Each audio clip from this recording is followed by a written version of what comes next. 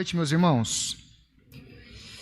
Nós vamos tratar nessa noite sobre a ótica bíblica do relacionamento. Assim como o Lucas falou, meus irmãos, fiquem à vontade, tá? Para perguntar, fazer comentários. Talvez os irmãos façam aqui algumas perguntas. No máximo que eu vou dizer é não sei. Ou talvez fale o pastor responde. O pastor está aqui. Perguntar não ofende. Então vocês podem perguntar, que se tiver ao nosso alcance nós iremos responder. Mas antes de mais nada, eu gostaria de trazer algumas indicações sobre família, para aqueles que vão casar, aqueles que são namorados, aqueles que são noivos e aqueles que são casados. Algumas pessoas já conhecem, algumas mulheres já conhecem essa obra aqui, Esposa Excelente, né? A Flávia, indicação do pastor Brian. A Flávia já conhece. Para as mulheres, então, que são casadas, isso aqui é uma boa leitura. Oi? Para as noivas também, e para aquelas também que são solteiras também, né? Nós vamos tratar aqui, vai contemplar solteiro, noivo, namorado, só divorciado que não. Para homens que são casados, o papel do homem na família, o homem bíblico, uma boa leitura.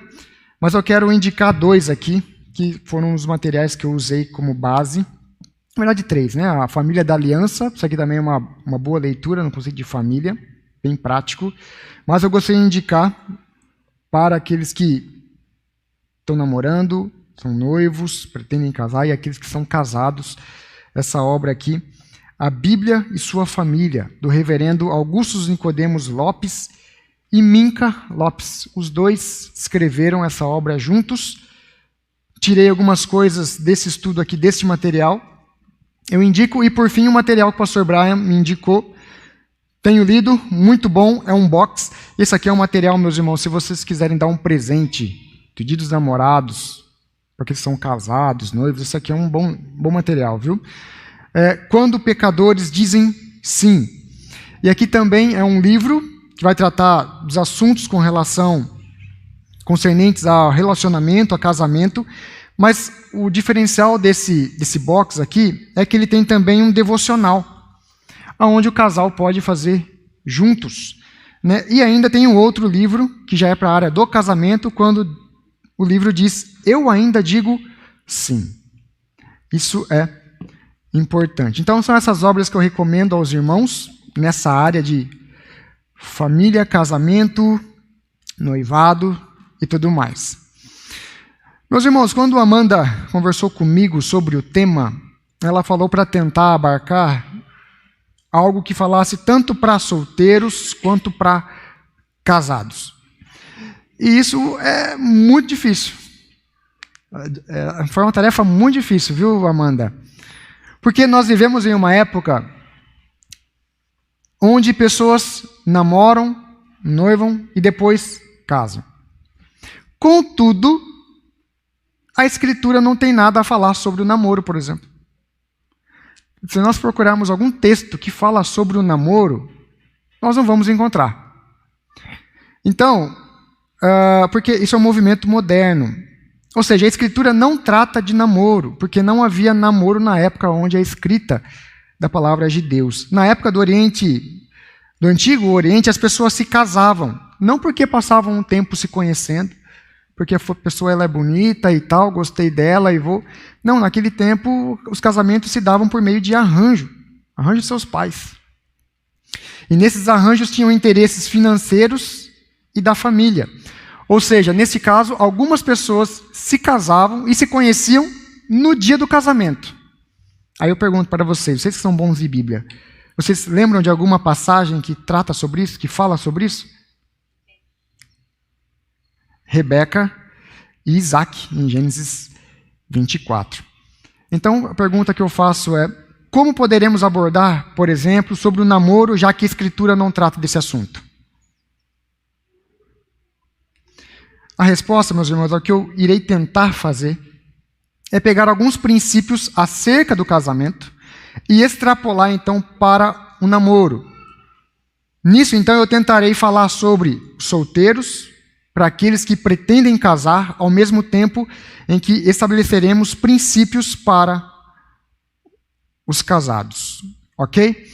Então, diante disso, meus irmãos, fiquem à vontade para fazer perguntas, comentários, porque nós estamos aqui para aprender. Então, nós iremos pegar alguns princípios do casamento para nortear todo o nosso estudo. A primeira coisa que eu quero tratar como pressuposto, e não como um princípio, mas como pressuposto, é que o relacionamento ou o namoro, ele tem de ser heterossexual. Como disse a Flávia, brincou aqui, né? Às vezes nossos filhos assim falam, tô falando que tá gostando de tal. A gente fica feliz quando nossos filhos já falam assim, tô gostando de tal menininho ou menina que é da menina, porque nós estamos num mundo diferente. Nos dias de hoje, é importante dizermos isso, pois nós estamos sendo a todo momento bombardeados pelas mídias sociais, séries, filmes e novelas com relacionamento, dizendo que o relacionamento heterossexual é coisa ultrapassada. Recentemente, a Ellen ela assistiu uma série na Netflix chamada, deixa eu ver aqui, Com Carinho, Kitty. Algum de vocês assistiram? Não? Por incrível que pareça, a sobrinha nossa havia assistido. Ela tem 12 anos. E qual que é a ideia da série lá? Há uma menina que se apaixona por um rapaz na internet. E esse rapaz mora na Coreia do Sul. Então ela viaja para a Coreia do Sul, então, para estabelecer ali o namoro e tal, conhecer mais a fundo. O ponto é que quando ela chega lá, esse rapaz já tem uma namorada. Só que a namorada, em um certo sentido, está pagando para esse rapaz se passar por namorado dele, porque ela gosta de uma outra menina. Ou seja, para a família não descobrir toda a problemática ali, então ela faz com que um pagamento ali para aquele rapaz se passar por namorado daquela moça. O problema não para por aí. O desenvolvimento da trama da série é que aquela menina que foi atrás desse menino começa a se apaixonar pela menina. E aí, essas meninas também começam a ter um relacionamento. Ou seja, qual que é a mensagem que a série está passando para os adolescentes, para os jovens que estão assistindo?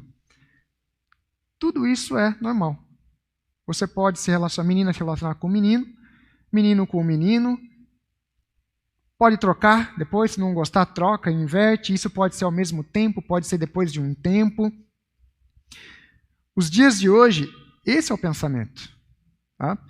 Que é algo normal, 2 rapazes namorarem, 2 mulheres namorarem, indo totalmente contra ao ensino da palavra de Deus. Abramos a palavra de Deus em Gênesis, capítulo 2, 18. Ali o contexto é da criação tanto do homem quanto da mulher, no sentido dos detalhes que Deus dá. Uma pergunta que eu faço para vocês entendidos da Escritura Sagrada. Quem foi que viu que não era bom que o homem vivesse só? Deus. Perceba que até então, para Adão, tudo tranquilo, o viver só. Após essa constatação, o que Deus criou? A palavra fala aí uma auxiliadora, Eva. Agora, veja o princípio do relacionamento no verso 24. Qual que é o princípio aí? Se une a sua mulher. Portanto, tudo que fuja desse princípio chamar-se-á pecado. Então, o casamento é heterossexual. Com isso, se iremos extrair princípios para o namoro, esta verdade é inegociável. Portanto, não caia na falácia quando alguns dizem, Renan, onde há 2 pessoas que se amam, não há pecado. Assim, meus irmãos, o nosso princípio de relacionamento, namoro, noivado, casamento, é a palavra de Deus. E perceba que nós vamos tocar um pouquinho mais à frente. Enquanto hoje as pessoas heterossexuais não desejam casar, de constituir família, quem está brigando por isso hoje? Os homossexuais. Então, é a palavra de Deus que tem que ser a nossa base, o nosso princípio. A segunda coisa que eu quero colocar aqui como pressuposto, e depois a gente vai trabalhar, aprofundar as ideias, é a pureza no namoro, e com isso incluo também o noivado. O que estou querendo dizer aqui é que o namoro não é voltado para a atividade sexual. Isso é importante falarmos também nos dias de hoje. Biblicamente falando, a atividade sexual fora do casamento é impureza. A palavra grega que o apóstolo Paulo usa em 1 Coríntios 7,4 é porneia. É daí que deriva palavras como pornografia, pornográfico, e essa palavra também aponta para todo tipo de relacionamento fora do casamento. Eu gostaria que vocês abrissem em 1 Coríntios capítulo 7, verso 4. A mulher não tem poder sobre o seu próprio corpo, e sim o marido, e também, semelhantemente, o marido não tem poder sobre o seu próprio corpo, e sim a mulher. Pergunto, essa regra vale para quem? Para casado. O namorado não tem direito sobre o corpo da namorada, pois não são casados. Enquanto você não é casado, moça, você pode dizer, meu corpo, minhas regras. Né? Aqui você não toca, daqui você não passa.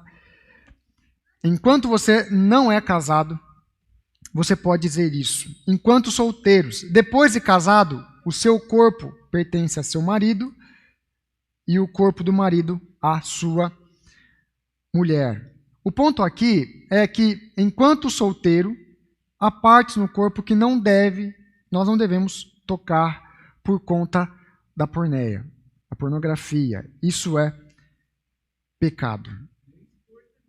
Oi? Nem expor também. Diante desse princípio, eu quero estabelecer um outro. Outra verdade que a palavra de Deus nos fala é sobre o celibato. O apóstolo Paulo fala em 1 Coríntios 7, fala que o casamento é como um dom. O pastor Brian pregou sobre esse texto. O que ele está querendo dizer? Que o casamento, meus irmãos, em si, não é para todos. Nem todos irão casar. Né? Celibato é a graça que Deus dá a algumas pessoas de permanecerem solteiros e puros. As meninas já estão já, né? Mas aqui é importante. Solteiros e puros. Porque ficar solteiro é uma coisa. Puro é outra. O ideal bíblico aqui do celibato é a pureza sexual. Isto é, o Espírito Santo está capacitando essas pessoas a dominarem suas paixões e desejos para a glória de Deus. É algo que a gente vai aprofundar um pouco mais para frente. Só estou dando alguns pontos aqui. Só uma ideia, né? Que eu acho que é isso que passa pela cabeça de muita gente, né? Eu não consigo viver assim, etc, etc, etc. A palavra de Deus dá uma resposta para nós quanto a isso, né? Quanto à ideia de nós acharmos que não conseguimos viver da forma correta. Não existe tentação que seja para além das nossas forças. Né? 1 Coríntios fala sobre isso. Hebreus, né? Hebreus 4, né? Hebreus também, 1 Coríntios também. Ok. Não existe tentação que seja maior que nossas forças, mas nós sempre somos capazes de superá-las no poder do alto. Sim. Então, eu não posso chegar diante de Deus com esse argumento: Senhor, eu não consegui. Deus sabe que nós conseguimos. No final das contas, o que ocorre é que nós não queremos, muito menos queremos lutar contra aquilo que queremos. Né? Mas a palavra de Deus nos mostra que sim, especialmente fortalecidos em Cristo Jesus, o poder do Espírito sobre nós. Sim. E esse ponto é primordial, né? Sermos fortalecidos no Senhor. Nós somos pecadores. Né? Assim como o solteiro tem impulsos, o casado também tem. Precisa se fortalecer no Senhor para que não ceda às tentações do casamento em outras áreas também. Então, arrepende-se, volte para o Senhor, fortaleça no Senhor para que não caia nesses pecados aqui. Porque a ideia do ser solteiro é se manter puro. E isso nós iremos glorificar ao Senhor na nossa mente e também na nossa prática.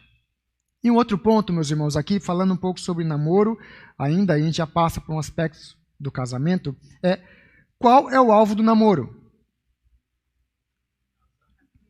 Casar. Casamento. Com isso, estou querendo dizer que, nesse período de namoro, o objetivo é conhecer o outro, principalmente seus defeitos. Principalmente seus defeitos. Meninas, se no namoro o rapaz não te respeita, grita contigo, bate em você, o que lhe espera no casamento? A mesma coisa. A mesma coisa. Ou até pior. O namoro, meus irmãos, é para você conhecer a pessoa, o que ela gosta, como ela reage em determinadas situações, o que ela pensa sobre assuntos importantes, sobre casamento, educação de filhos, vida com Deus. E aqui, talvez eu entre um pouquinho em uma polêmica, mas aqui já podemos estabelecer outro princípio, que o relacionamento cristão, o relacionamento verdadeiro, ele tem de ser cristão. Talvez você se pergunte, Renan, eu estou num relacionamento com uma pessoa que não é cristã. Eu quero que você pense. Você consegue estabelecer esses princípios que foram listados acima, como vida com Deus, educação de filhos, vida no Senhor, se uma pessoa com quem você está se relacionando, ela não é cristã? Eu conheço histórias de pessoas que no namoro não tinham problemas com relação a um ser cristão e o outro não. Após o casamento, o marido não queria que ela fosse para a igreja. Tá? Então, pense bem nesse período que você está, período de namoro, até mesmo de noivado. Conheça essa pessoa, porque após o casamento, como nós vamos ver ali, nós não temos aquele pensamento moderno que tem hoje, essa ideia errada, a gente se separa. Para nós, o casamento é um só. Como diz Calvino, até que a morte vos separe, na perspectiva de João Calvino. É um só, independente de qualquer situação.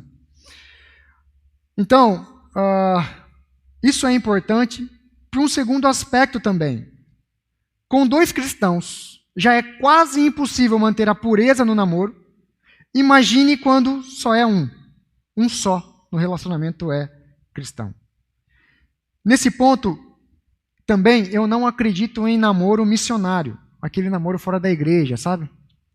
Vou lá, vou trazer a pessoa. Esse ponto é muito pragmático, onde nós vemos que alguns do namoro se convertem de verdade, isso, glória a Deus, mas enquanto você vem com uma história de que alguém se converteu no namoro a Cristo, eu posso mostrar 5 para vocês de pessoas que se desviaram também por causa do namoro. Então, jovens, isso é muito sério. Não queira levar para o casamento problemas que era possível ser resolvidos no namoro.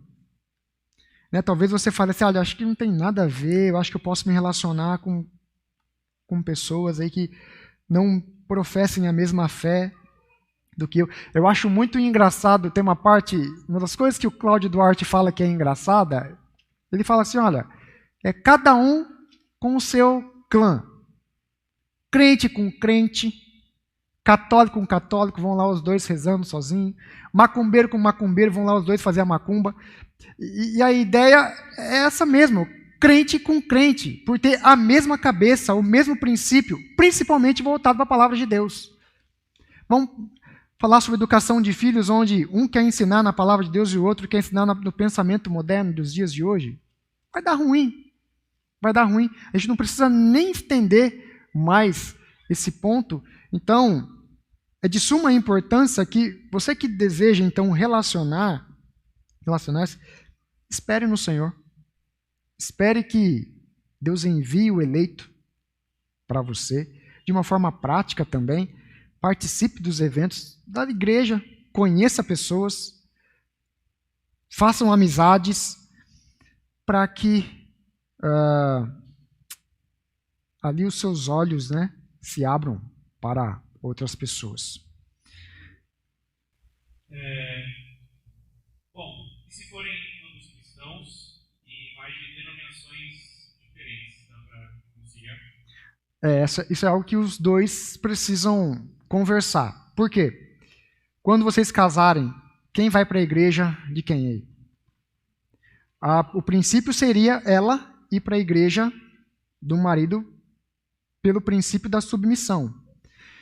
Mas isso tem que ser conversado, né? Aí vamos pressupor lá que está lá a mocinha calvinista, se relaciona com o arminiano, pentecostal. Vai dar bom no final. Vai dar bom no final. Não falando tão em línguas assim, mas vai dar bom. Mas a ideia é conversar, né? Ver, já deixar, vamos dizer assim, resolvido essa questão já no namoro, no noivado. E, ao ser decidido, que não fique naquela depois, né, que está lá, o fulano, eles mudaram para a Assembleia de Deus, e está lá a menina, poxa, eu gostava tanto da igreja presbiteriana, pastor Brian, tenho saudade do povo e tal. Não, vá de coração, né? A decisão tem que ser tomada ali pelo casal, porque é onde vocês irão ouvir a palavra de Deus, ter comunhão com outros irmãos, serão também educados ali também os seus filhos naquela igreja. Então, tem problema de cristãos de denominações diferentes? Não vejo, desde que seja conversado aonde os dois irão congregar após o casamento. Ou até mesmo no namoro. Isso vai resolver grandes problemas. Grandes problemas.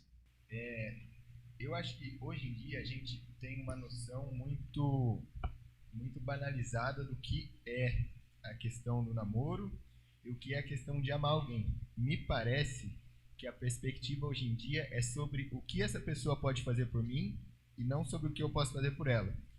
Da seguinte forma, a gente conhece a pessoa e tem aspectos, princípios válidos, tipo, é uma pessoa crente, da mesma igreja que eu, é uma pessoa piedosa, é uma pessoa que ama o Senhor, mas vez ou outra vai ter algum pequeno defeito que os dois vão discordar.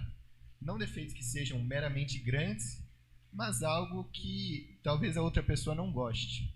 E me parece que hoje em dia está tão banalizado que, se tiver esse problema, a mistificação que a gente tem de relacionamento, de encontrar alguém perfeito, impede de esse relacionamento continuar. O que você tem sobre perspectiva desse tipo de ideal de relacionamento, de encontrar alguém perfeito? É por isso que um dos livros que eu indiquei aqui, é esse aqui, Quando Pecadores Dizem Sim. Esse é o primeiro princípio. O casamento é a união de dois pecadores. E o princípio de suportar uns aos outros, que Efésios trabalha lá em Efésios 5, é o nosso padrão ali. Porque eu tenho defeitos que a Ellen não gosta. E a Ellen tem defeitos também que eu não gosto. Mas, em um certo sentido, a gente se suporta ali em amor nessa questão. Se no namoro vocês conseguem identificar isso também, a pergunta é válido eu levar isso para o casamento?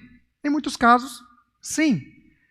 Mas se para você estar com alguém que tem algum defeito é muito ruim, repense. Repense. É porque eu digo uma coisa a vocês, meus irmãos. No casamento, às vezes muitas coisas irão mudar, para a glória de Deus. Mas algumas delas não irão mudar, para a glória de Deus também. Em que sentido? Onde você vai ter que tratar da sua paciência, né? Lucas e Amanda. A Amanda deve ter uma paciência com o Lucas, que eu vou falar para você. Se não for Deus na vida, já estava morto, rapazão. Mas a ideia é isso, do Deus tratar conosco no casamento, até mesmo com o defeito dos nossos cônjuges. O que impede, o que traz coisas ruins a você numa outra pessoa? É isso que tem que ser levado em conta, para aquilo que você vai tratar lá no futuro. Né? Quando eu falo, por exemplo, a respeito de uma pessoa não casar com um não crente, é que os princípios são outros, os valores são outros, os pensamentos são outros. Né? Então, é nesse ponto. Agora, com relação a cristão, não estou dizendo de perfeição. Eu falo que a pessoa também vai ter problemas, mas você vai ter já um outro princípio: suportar uns aos outros. Né? Isso através do Espírito Santo é o que a gente vai basear um pouco mais ali à frente em Efésios 5. Em relação ao tempo, né, de namoro, tem um tempo certo para o casal namorar? O mais rápido possível. Porque eu digo isso, tá lá o cara, o rapazão, tá namorando já faz 7 anos. Você vai dizer para mim que nunca... Não, então... E outra coisa, pegando um gancho aqui. Não caia também na falácia do tipo assim, não, eu vou casar só quando eu tiver um bom emprego, completar minha faculdade, terminar o meu mestrado e tal. Aí você nunca vai casar. E você vai usar então esses argumentos para, como diz o apóstolo Paulo, para se abrasar. Né? E achando isso normal. Mas um ponto aí, não tem um tempo exato nesse sentido, sabe, Sueli? Aí vai do casal, o mais rápido possível, para que fuja daquilo que nós vamos tratar um pouco mais à frente, da porneia, né? Desse pecado que infelizmente é comum nos dias de hoje, mas que nós temos que lutar com relação a isso. Então acho que não tem um tempo, 1, 2 anos, mas... Né? Perceba bem, assim, ao invés de você ficar pensando assim, não, eu só vou casar quando eu conseguir conquistar tal coisa e tal, quando estiver bem estabilizado. Veja por outro lado, o quanto é bom você conquistar coisas ao lado da pessoa que você escolheu para viver e tal, mesmo começando do zero, começando do nada. Tem ali condições de se sustentar? Case. Ah, mas eu não tenho condições de fazer uma grande festa. Case de forma simples mesmo, mas case. Case. E daí, por exemplo, se o casal insiste em namorar, já faz tempo que está namorando, e o pastor, por exemplo, aconselhou, né? E o casal não quer casar. Tem alguma disciplina para esse casal na igreja? Depende. Se esse casal se mantém puro, não. Se o casal tem cometido atos que é somente concernentes ao casamento, sim, disciplina a esse casal. Eu acho que a disciplina maior nesse sentido, que não exime, né, a igreja e os irmãos de tratarem um caso específico, deliberado, contínuo, sem arrependimento, sem luta. Sim. Mas eu acho que a maior disciplina nesse sentido é os próprios prejuízos espirituais que o casal leva com isso aí. Sim. De deliberadamente, por interesses não ligados a Cristo, manter um namoro muito mais longo que deveria, e construir ali uma vida a dois, ou começar a fazer isso na contramão da vontade de Deus. Uhum. Eu acho que talvez essa seja a questão principal da disciplina, né? Os prejuízos espirituais que eles vão carregar com isso, dos quais talvez eles demorem muito tempo para se recuperar, os prejuízos na vida com Deus mesmo, em família e tudo mais. Eu já vi casos, né, de casais que optaram por isso, tiveram essa opção aí de namoro longo e não precisava, de escolhas egoístas, não precisavam disso, de questão de aparências e não precisavam disso, e que o casamento começou com coisas muito ruins, né?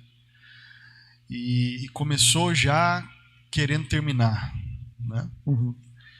E, enfim, eu creio que as consequências de se viver assim, contrário à orientação do Senhor sobre isso, é muito, muito real, triste, né? Sim. E essa é uma disciplina que está presente, mesmo que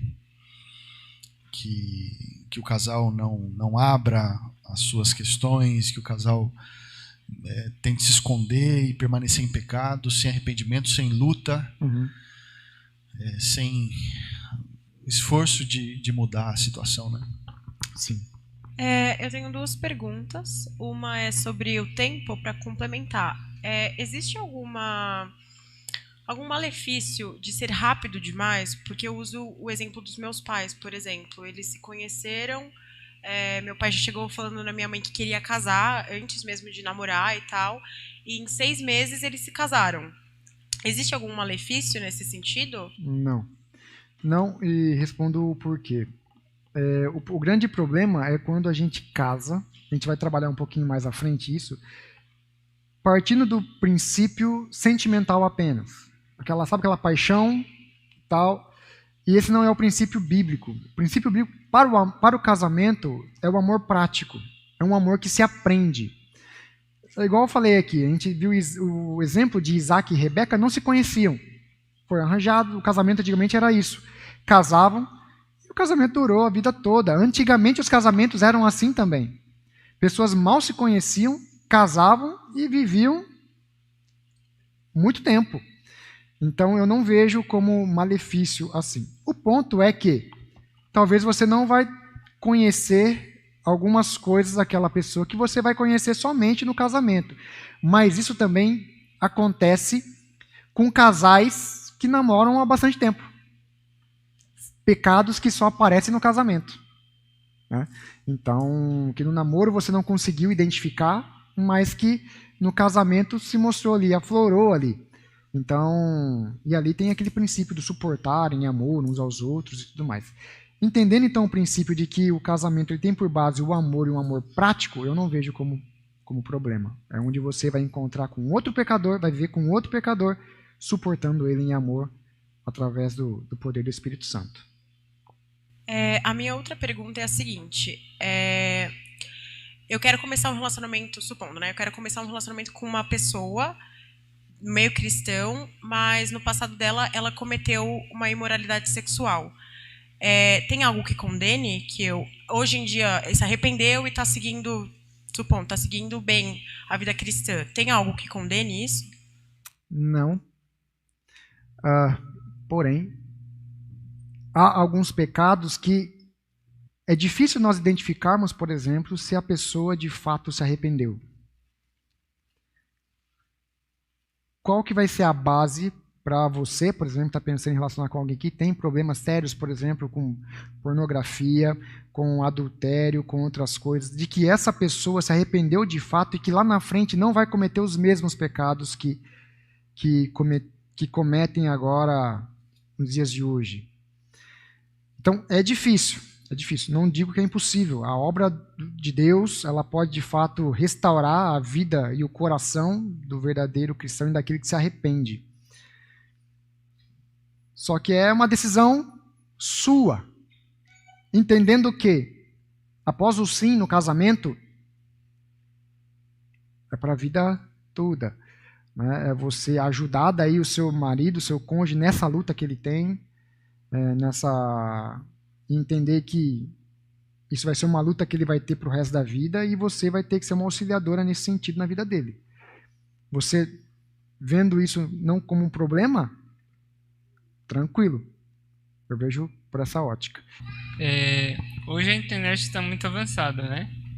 Se caso acontece a bênção de você conhecer uma pessoa evangélica, né? Que tem mais pensamento que o seu sobre Cristo, mas ela mora muito longe, tipo milhas e milhas de distância. É possível manter um relacionamento virtual com essa pessoa? Até você conseguir encontrar com ela, né? Possível todavia não é o mais indicado, né? Porque como a gente costuma dizer, pela internet você mascara muita coisa. Por exemplo, talvez está lá o João liga para a Zezinha e a Zezinha fala: oi, tudo bem, tudo bem. Ela está mostrando só a cara dela aqui, mas lá no fundo está o ciclano. O que eu estou querendo dizer com isso? Que pela internet você pode mascarar muita coisa. ter um relacionamento assim é possível? É possível. É o mais indicado? Eu não acho o mais indicado. Eu acho que a gente vai ver algo aqui interessante que João vai, na terceira carta, né, ele vai trabalhar aqui, que eu vou estabelecer como um princípio e aí talvez eu complemente a sua resposta. Pode ser? É possível? É, mas não é o mais indicado no meu modo de ver. Ok? Vamos caminhar aqui?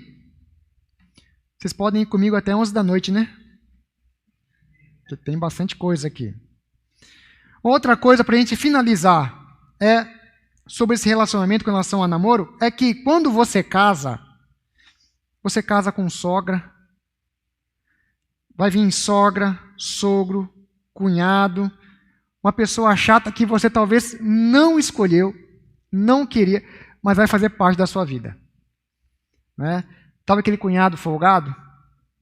Aquela pessoa chata? Os meus cunhados são gente boa, já quero deixar bem frisado aqui na transmissão. Mas talvez na vida de vocês tenham algum cunhado que seja um chato lá, folgado. Você vai ter que lidar com eles. O quanto é ruim você ser casado com alguém, mas você não suporta a sogra. Natal vai passar como? Festividades. Né? Aquele cunhado folgado que você sabe que vai encontrar você, vai pedir dinheiro. Então, saiba disso. Isso também é importante. Né? Se você não suporta a família daquela pessoa que você está se relacionando, pense bem, porque você vai casar com aquela pessoa, vai vir junto, sogra, sogro, cunhado, papagaio, cachorro, tudo no bojo. Tudo no combo, como diz aí o McDonald's, né? No combo.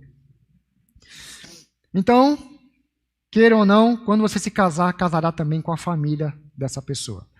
Ok até aqui? Podemos caminhar? Senão o pastor Brian vai nos matar terminando tarde. Dito isso, meus irmãos, vamos para alguns princípios aqui. Eu quero falar agora também sobre os problemas no casamento, e nisso também abordando com relação a namorados e noivados. Eu quero trabalhar 4 princípios que são comunicação, contato físico, amor e paixão e vida cristã. Essas áreas aqui precisam ser, a gente precisa ter bastante atenção com isso. A primeira delas é que o que dá maior problema no casamento e também no namoro é comunicação. Eu acho que o pastor, que está mais à frente aqui, ele sabe que às vezes a maior reclamação das mulheres, principalmente, é de que não há comunicação no casamento. O fato de que simplesmente muitas pessoas não sabem ouvir. Não param para ouvir o outro, procurar entender o que o outro está dizendo. Então tem pessoas que não gostam de ouvir, não têm interesse no que o outro tem para dizer. Diante disso, então, cria uma mal comunicação, ruídos no casamento, uma frustração no outro. Com isso, se o seu namorado não tem a capacidade de te ouvir, não creia que no casamento ele vai fazer isso. Provavelmente isso vai piorar. Agora tem o outro lado também. Do outro lado tem aquela pessoa que é uma matraca, que fala o tempo todo, que não para. E pior, só fala de si, o quanto ele é bom, o quanto é especial e tudo mais. E do outro lado tem o cara que é silencioso, que não fala nada, não toma nenhuma posição, é omisso nas tomadas de decisões, não se expressa, não expressa o que está pensando. Aqui talvez seja uma das maiores queixas das mulheres casadas, que é: meu marido não fala, meu marido não expõe o que ele pensa ou o que ele está pensando, ele simplesmente liga a TV, pega o celular, fica calado. E quando eu tento ter um diálogo, ele explode, grita, e aí já foi para o vinagre. Nesse caso, o casal não consegue ter um diálogo em questões difíceis, por exemplo, sem levantar o tom de voz, sem atacar o outro. Sabe aquele relacionamento que está lá o casal conversando sobre um assunto e ali começa um a atacar o outro ao invés de resolver o problema. Já partem para a ignorância. Esses são os problemas mais sérios na comunicação. Porém, o que a Escritura fala sobre a comunicação? Queria que vocês abrissem a palavra de Deus em Provérbios 18:13. Responder antes de ouvir é estultícia e vergonha. A ideia aqui é escutar antes de falar. É responder antes de ouvir, como disse o Douglas, é tolice e vergonha. Você já viu aquela pessoa que está discutindo? Daí depois que ela para ouvir o que você tem a dizer, ela fala assim, é sobre isso que você está falando? É nisso mesmo. Às vezes o relacionamento ocorrem brigas porque a pessoa não parou para ouvir o que o outro tinha para dizer. E começa ali a discussão, e quando para, ela fala assim, poxa vida, nós brigamos à toa. Porque você estava falando do vizinho, que é chato e mala, e eu achando que você estava falando de mim. Então perceba que aqui Provérbios está falando essa ideia de que as pessoas elas não param para ouvir. O tolo passa vergonha, porque ele fala antes de ouvir. Então, regra número 1, ouça. Como ensina a palavra de Deus também em Tiago, capítulo 1, verso 19. Todo homem seja pronto em ouvir, tardio para falar, tardio para se irar. O problema é que hoje acontece o oposto, o contrário. A pessoa se ira, ela fala ou grita e depois ela quer ouvir. Mas ali já foi pro vinagre também, ali, aquele relacionamento. Alguém também abra em Provérbios 10, verso 19. No muito falar não falta transgressão, mas o que modera os lábios é prudente. Isso aqui é uma boa, viu? Muitos dizem assim que aqueles que falam são mais felizes, são verdadeiros. Não é isso que esse texto nos ensina. O que esse texto nos ensina é que, às vezes, o ficar calado é mais sábio do que muitas palavras, em alguns contextos. Quem fala sem pensar, como diz o texto aqui, poderá transgredir contra o Senhor, primeiro, porque todo pecado, primeiramente, é contra o Senhor, e depois contra o cônjuge. Você, às vezes, está irado, bravo. Com isso, qualquer coisa que você venha a falar nesse contexto, você poderá pecar. Então, se cale. Essa é uma arte que nós precisamos aprender. Em alguns momentos, a ficar calado. Porque muitas vezes nós pecamos porque nós não nos calamos. Nesse ponto aqui, então, como nos ensina a palavra de Deus, nós não estamos sendo sábios. Então, espere. Está lá aquela confusão no casamento, no namoro, no noivado. Espera o tempo. Depois vocês conversem, resolvam. Porque talvez ali, naquela discussão, e como o homem é pecador, ele não gosta de perder nenhuma discussão. A mulher não gosta de perder discussão para o marido, e o marido não gosta de perder a discussão para sua mulher. Então vai ficar os dois falando, os dois gritando, sendo que a palavra de Deus nos fala, olha, se cale, acalme, deixe passar um tempo. Depois vocês tentam resolver aquela questão que houve atrito. Isso passa muito na televisão. É bom os casais darem um tempo no namoro para depois solucionar a discussão? Eu não entendi a pergunta. Desculpa. Tipo, em filmes e séries acontece muito isso. Os casais discutem, aí a mulher toma a decisão de falar assim, não, vamos esperar um tempo, depois a gente resolve. Não, a ideia que eu estou falando aqui é num contexto, tanto de casamento quanto de namoro, há uma discordância entre o casal e que, às vezes, o ficar calado de ambos vai ser mais sábio do que os dois tentarem discutir, por exemplo, com raiva e com ira. Porque vai acontecer somente ataques, gritos, e ali Deus não está sendo glorificado e honrado naquele contexto. Então, nesse ponto, nesse contexto, deixa a raiva passar, deixa a ira passar, depois conversa. É como se fosse assim, a questão de um dia, ou de uma hora, entende? Não a questão de haver separação no namoro ou qualquer desse tipo de coisa. Eu só queria comentar que eu acho muito importante o casal cristão, tanto namorados como casados, terem discipuladores que vão acompanhar sempre esse casal. Porque, como o Douglas mencionou, nós temos na mídia muitos exemplos ruins do que é um relacionamento. E é perigoso, principalmente nós mulheres, que desde adolescentes, né, nós vemos filmes, séries, né, que mostram relacionamento, e isso vai minando a nossa mente de exemplos ruins, né, de como lidar de uma forma errada com o relacionamento. Então, é importante, primeiramente, nós buscarmos literaturas, orientações bíblicas. Sim. E também ter alguém para quem a gente possa recorrer. Olha, isso está acontecendo no meu relacionamento, como você me aconselha a conversar, a lidar com isso, porque às vezes a gente pode ter dúvidas, né, Sim. não saber como resolver. Então, é importante também ter pessoas cristãs, né, exemplos, né, pessoas que a gente sabe que têm um casamento sólido, né, que podem nos ajudar. Então, isso é muito importante. Isso é de fato de suma importância. Alguém que vai expor até mesmo o erro ali do casal, a fim de que eles possam melhorar e se ajudarem nesse ponto. Porque, veja, o ponto é o seguinte, que às vezes as pessoas falam assim, pastor, tá lá o casal, pastor, a gente quer falar com o senhor. Quando tem essa questão assim do casal, já está à beira da separação. Já está para se separar.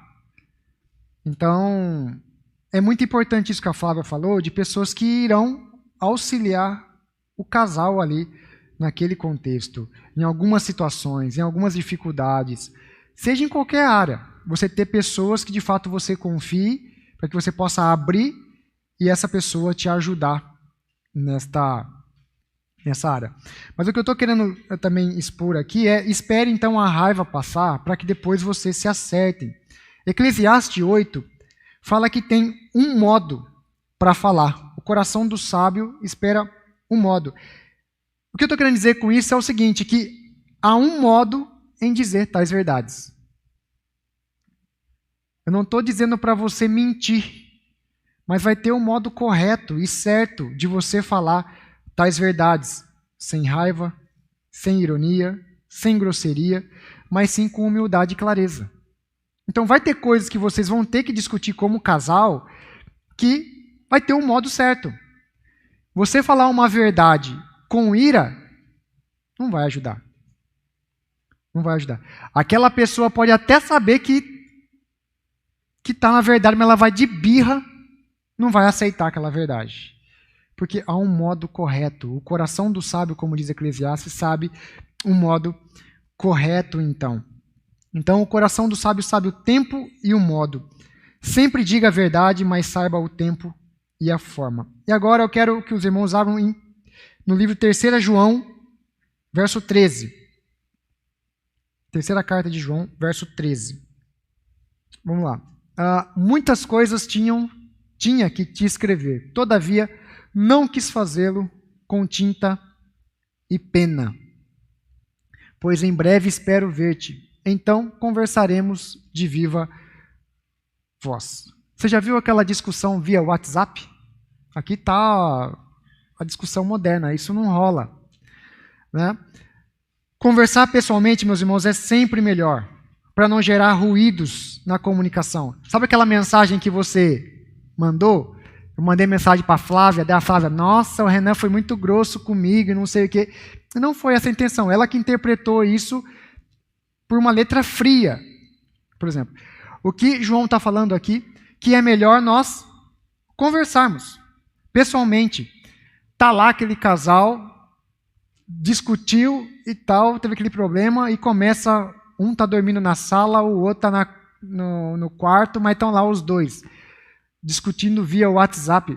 Não, o que o texto nos fala é converse pessoalmente, e isso é para qualquer relacionamento, viu, meus irmãos? Às vezes simples falar com o Lucas, ou dar algum recado com relação à igreja, com relação a algum ponto, olha, você fez isso, deu Lucas, nossa, fiquei chateado, o Renan falou isso. Às vezes é porque não houve a conversa pessoalmente. Prefira sempre falar pessoalmente, para que não haja ruídos. Então, portanto, comunicação gera muitos problemas no casamento, no namoro, porque não ouvimos esses princípios bíblicos. Vamos lá, um outro ponto aqui para a gente caminhar para o final. Contato físico. Quando falamos sobre contato físico, isso tem muito a ver com a porneia. Com isso as pessoas dizem, Renan, mas qual que é o limite? Qual que é o limite, pastor, do contato físico? As pessoas fazem essa pergunta. A primeira verdade aqui é que o limite não é para você andar em cima deles. É para andar afastado. A intimidade sexual é o prelúdio das atividades sexuais que só é permitida no casamento. O limite é esse. Se mantenha afastado de carícias, beijos mais quentes, para que vocês não caiam em pecado. Ser puro, buscar a pureza. É por isso, então, que alguns, eu acho isso interessante, não sei o pensamento de vocês, adotam aquilo que é chamado de corte, que é um namoro que não tem contato físico, e ali separam um tempo para se conhecer, estudar, buscar a Deus juntos, conhecer a família e tudo mais. Essa é uma opção para aqueles que querem se manter puro no namoro, né, que não querem impureza, seja no ato físico ou na mente, que também é pecado. Então, todo aquele que mantém pensamentos impuros, como diz a palavra de Deus, já cometeu o adultério. Então, esse é um problema aqui que eu tratei um pouco aqui, de pessoas que namoro demorado demais. O cara está lá 6, 7 anos de namoro. É difícil, meus irmãos, acreditar que não houve nada em todo esse tempo. É muito difícil. Só pela graça de Deus. Para jogar água onde há fogo ali. Então, reúna ali, converse para que vocês possam casar o mais rápido possível. Mas vamos ver aqui agora o que a palavra de Deus diz sobre isso. Alguém abra para mim a palavra de Deus em 1 Coríntios, capítulo 7, verso 1 e 2. E uma outra pessoa, capítulo 7, verso 8 e 9.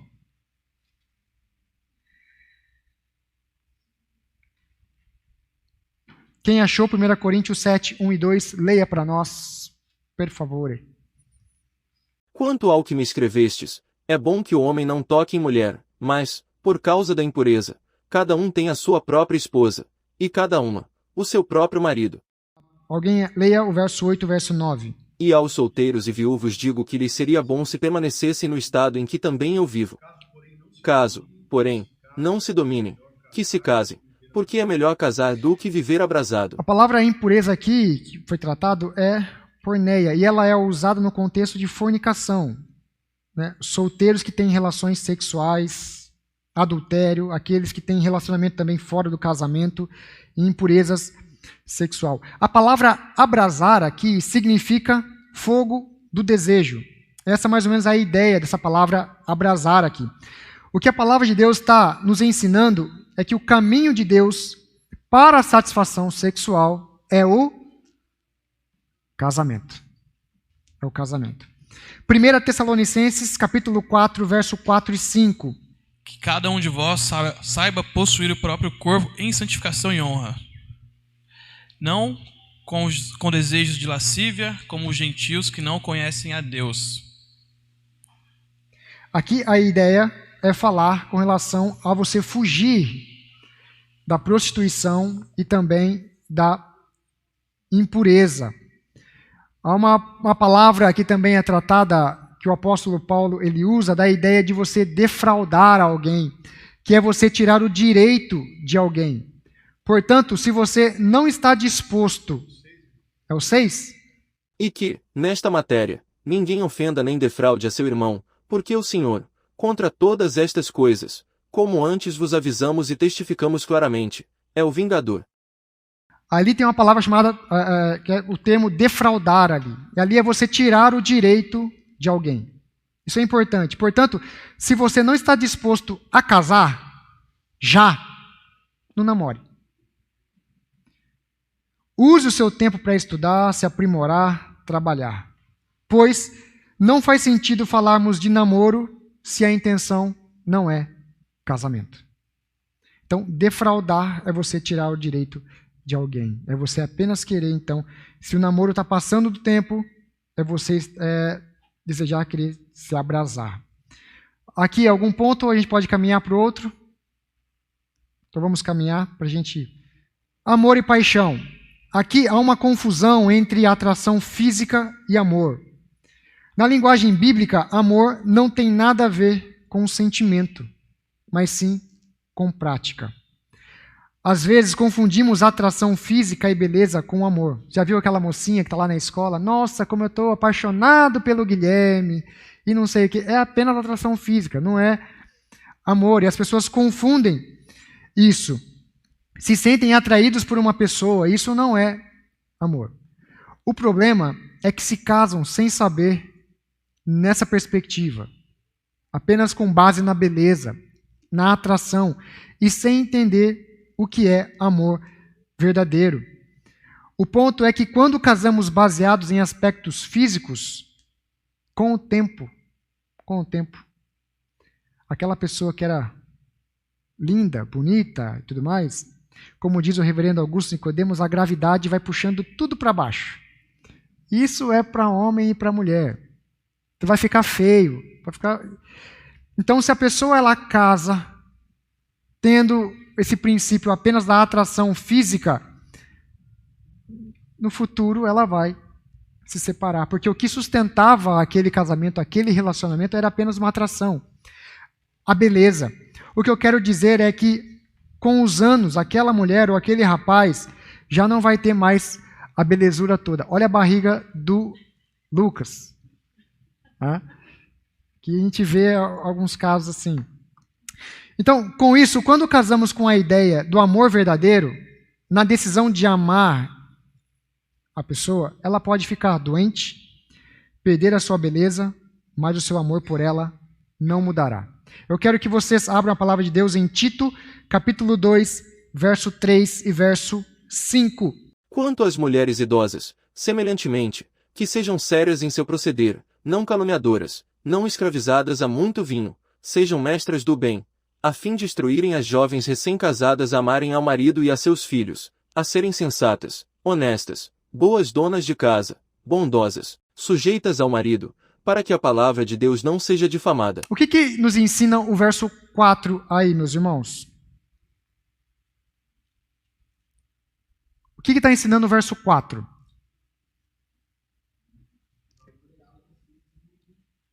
O amor é algo que se aprende, que se é desenvolvido. Paulo orienta as mulheres mais velhas a ensinarem as mais novas a amarem seus maridos, e o texto continua falando também dos filhos. A gente precisa também aprender a amar os nossos filhos pecadorzinhos. Então, o texto fala aqui que o amor, ele é desenvolvido, ele é aprendido. É por isso, então, que a base do relacionamento não tem de ser a questão física, a atração física, o sentimento, mas sim entender que o amor ele é algo prático. Por que estou dizendo isso, tudo isso, meus irmãos? Que amar é ordem para casado. Você viu que o texto fala lá? O texto fala assim, olha, que as mais velhas instruam as mais novas a amarem quem? Os seus maridos. Porque é bom, importante frisar isso, porque às vezes o rapazinho está lá no namoro ou no noivado e acha que já são casados. Não. É o casamento. É o casamento. Como diz Efésios 5:25, marido, amai a sua esposa. Esse tipo de amor só se aprende no casamento. Pois, como eu disse, casamento é quando dois pecadores dizem sim. Aqui, meus irmãos, eu tenho uma palavra, eu quero que vocês abram em 1 de Pedro, capítulo 3, verso 1, para as mulheres. Mulheres, sede vós, igualmente, submissas a vosso próprio marido, para que, se ele ainda não obedece à palavra, seja ganho, sem palavra alguma, por meio do procedimento de sua esposa. Eu quero que vocês tenham em mente uma coisa. No mundo, as pessoas se casam, vêm os problemas, elas se separam. Na vida cristã, se casam, vêm os problemas e elas decidem se amar e ficar firmes. O que esse texto está nos ensinando para as mulheres é que se vocês mulheres, não estão dispostas a se submeter ao marido no princípio bíblico, não se case. Se você está no casamento e não deseja se submeter, se arrependa dos seus pecados e vivam à luz da palavra de Deus. Agora o verso 7, Guilherme, coloca para nós, por favor, capítulo 3, verso 7, para os homens. Maridos, vós igualmente vivei a vida comum do lar, com discernimento e tendo consideração para com a vossa mulher, como parte mais frágil, tratai com dignidade, porque sois justamente herdeiros da mesma graça de vida, para que não se interrompam as vossas orações. Se você não está disposto a tratar a sua namorada, não se case com dignidade. E se você no casamento não está disposto a tratar a sua esposa com dignidade, se arrependa dos seus pecados e volte para os princípios bíblicos. Eu queria fazer uma pergunta sobre submissão, porque de uns tempos para cá tem vindo uma onda das mulheres na hora dos votos no altar se negarem a falar que serão submissas ao marido. Não sei se você já viu, mas circulam vários vídeos na internet. E eu queria entender um pouco mais dessa submissão, porque até onde eu saiba é a submissão da mulher ser o braço direito do marido, auxiliadora do marido, né? Então, eu queria entender mais o que é essa submissão. O conceito moderno de hoje de submissão é tentar mostrar que talvez a mulher ela é inferior ao homem. Note uma questão. Quando o apóstolo Paulo escreveu essas palavras em Efésios, não tinha problema com mulher, questão de submissão lá, porque as mulheres já naquela época já eram submissas. Não tinham problemas ali. A ideia de submissão que a palavra de Deus trata e trabalha é mais ou menos isso que você mesmo disse, é da mulher ser auxiliadora, ajudar ali, que em todo sentido ela precisa também entender, e aí é um problema que temos hoje, é que muitas das vezes as mulheres querem tomar o papel de liderança do marido. Só que isso também ocorre muitas das vezes porque o marido é frouxo. Ele é omisso nas tomadas de decisões e tal, e deixa sempre para a mulher. Então, há um problema aqui de sintonia já nessa questão de submissão. Então, a ideia é entender de que o marido ali, ele é o cabeça, é por isso que vai haver a analogia ali de Cristo ir à igreja, de que ele vai liderar, de que ele vai nutrir, e a mulher vai se colocar prontamente debaixo dos cuidados do marido, debaixo dos ensinos do marido, debaixo da liderança, em um certo sentido, do marido, desde que ele não fira os princípios bíblicos. Por exemplo, a mulher ela não tem de ser submissa quando o marido fala, olha, você não vai para a igreja. Aí é uma questão que está tendo um problema com relação a Cristo e ao Evangelho. Mas vamos para uma outra questão prática agora.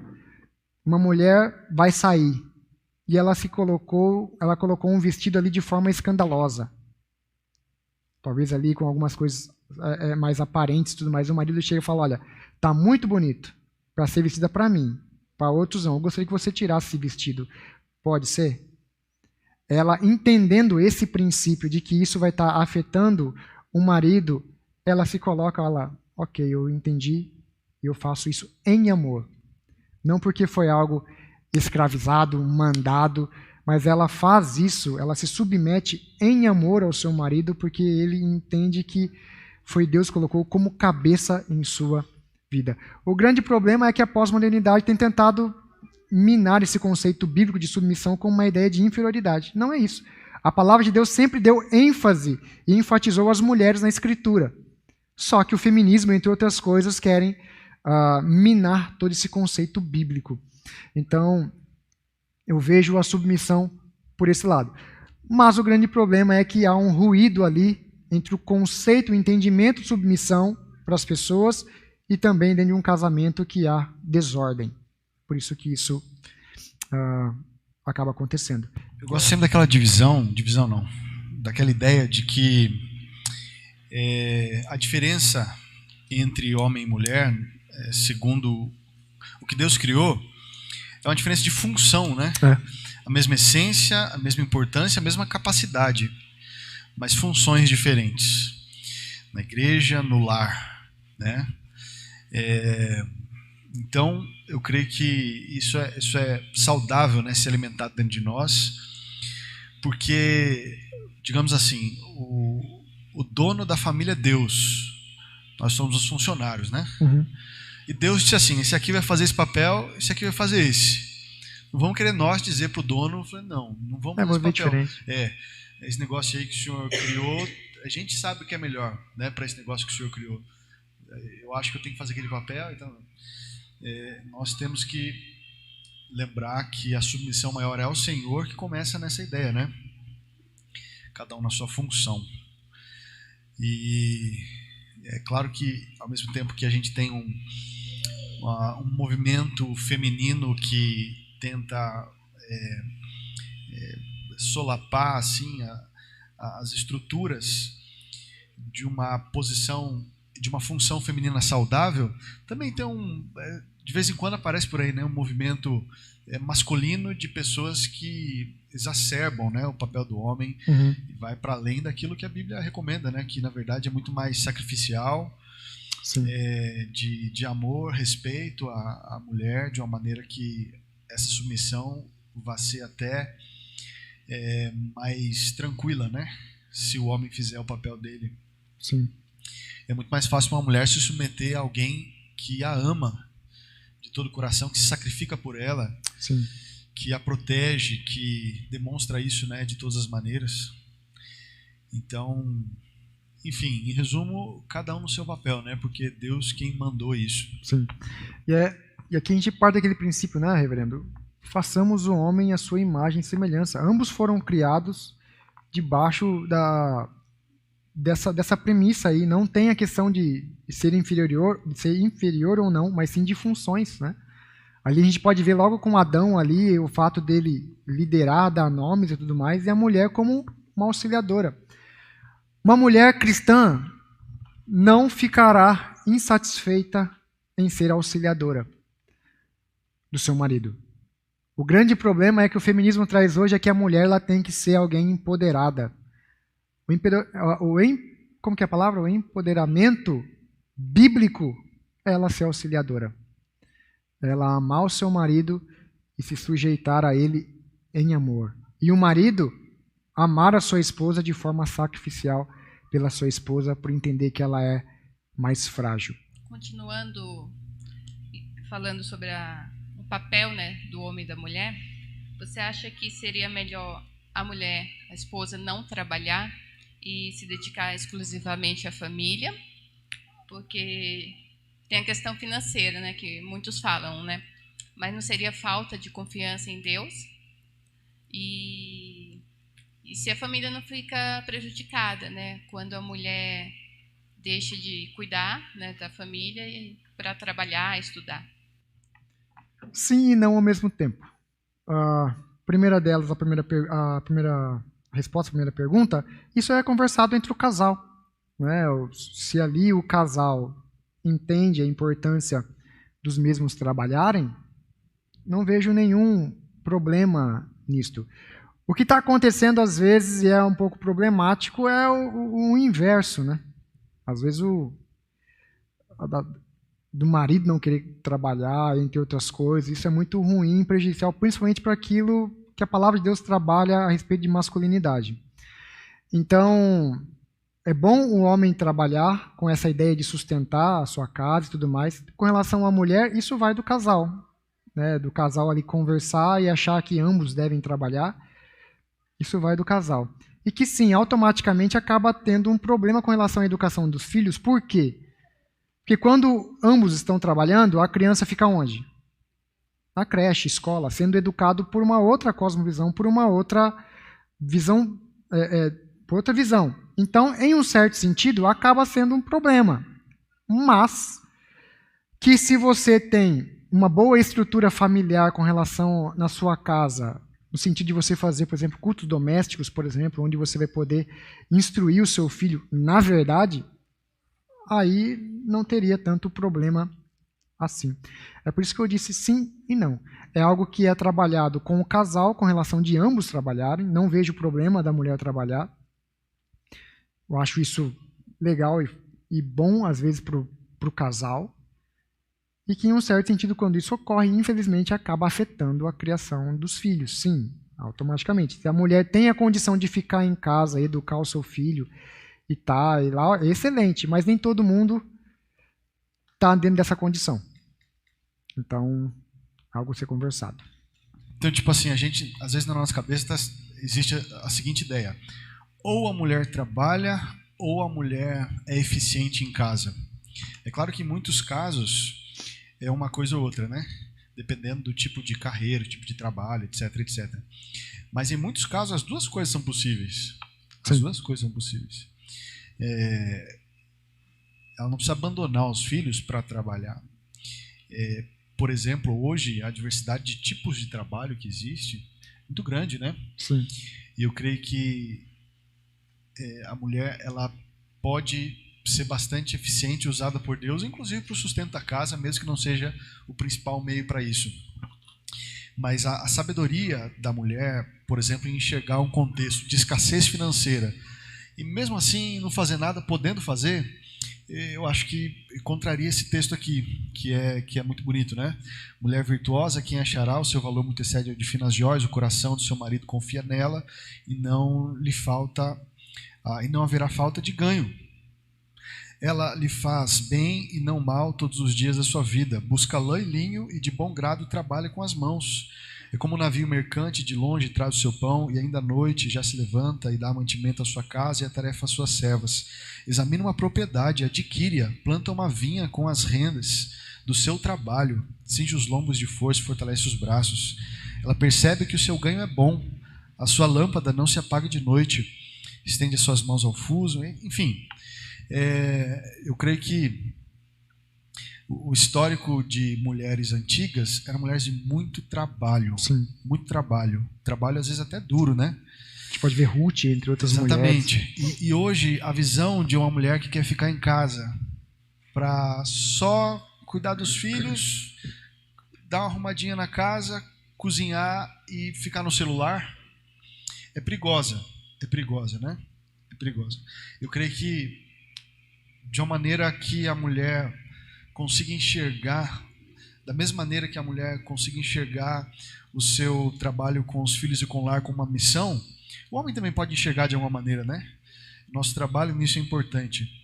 Mas da mesma maneira a mulher deve enxergar esse texto aqui e ver que Deus lhe dá sabedoria, força, inteligência para fazer outras coisas, inclusive para ajudar no sustento do lar. Sim. Em tempos de escassez, né? Sim. Em tempos de escassez, eu vejo isso como uma boa indicação bíblica. Agora, claro, vamos colocar outro extremo aqui, né? Que eu acho que é o que deve ser evitado e que é bastante prejudicial. A mulher desenvolver uma carreira que vai tirar ela de casa a maior parte do tempo, né? Afastar ela da família, fazer com que ela tenha todo o seu coração, a sua mente pensando, trabalhando para isso, e ela não consegue se dedicar nem um tempo para os filhos, para o marido e tal. Nem o marido é bom, né? Assim, ter um envolvimento tão exclusivo para o trabalho, quanto mais a mulher. Isso certamente é prejudicial, né? Sim. Mas o exemplo de Provérbios aqui eu acho que é bastante enriquecedor. E essa também é uma questão, só um adendo, é uma questão a combinar do casal. Né? Perceba, por exemplo, está lá, né? A mulher tem a possibilidade de ajudar ali no sustento. Mas ela fala assim, mas eu acho importante educar ali, ficar em casa, educar os filhos. Ok, então vai ter algumas coisas que você vai ser privado, ou o casal vai ser privado de algumas situações, porque essa foi a escolha do casal. Tá? Mas como disse bem o pastor, a mulher às vezes também tem que ter sabedoria que se ela pode ajudar nesta área, ali, a família e tudo mais, que faça. Desde que esteja ali combinado ali com o casal.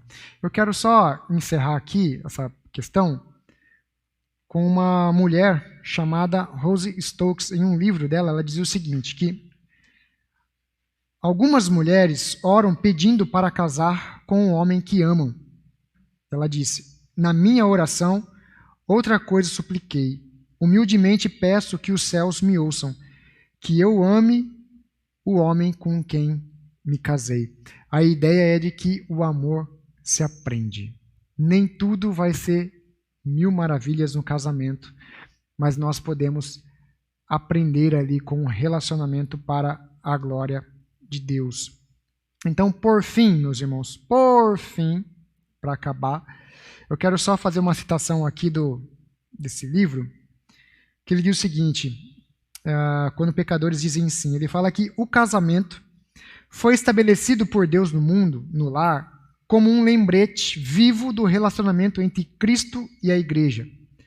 Os meses de preparação para o grande dia, a memorável lua de mel, as fotos, são coisas importantes. Mas sim, há algo mais importante do que as belíssimas fotos do casamento. Quando um homem e uma mulher se unem em matrimônio, eles iniciam um novo vitalício exemplo do relacionamento entre Cristo e a igreja. Em nosso relacionamento, esse tem de ser o objetivo, a glória de Deus. Portanto, a pergunta que nós temos de fazer à luz de todo esse estudo é se o nosso namoro, se o nosso noivado, se o nosso casamento glorifica ao Senhor.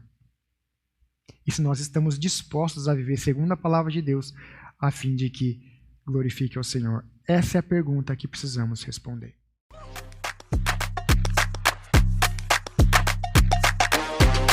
Preview.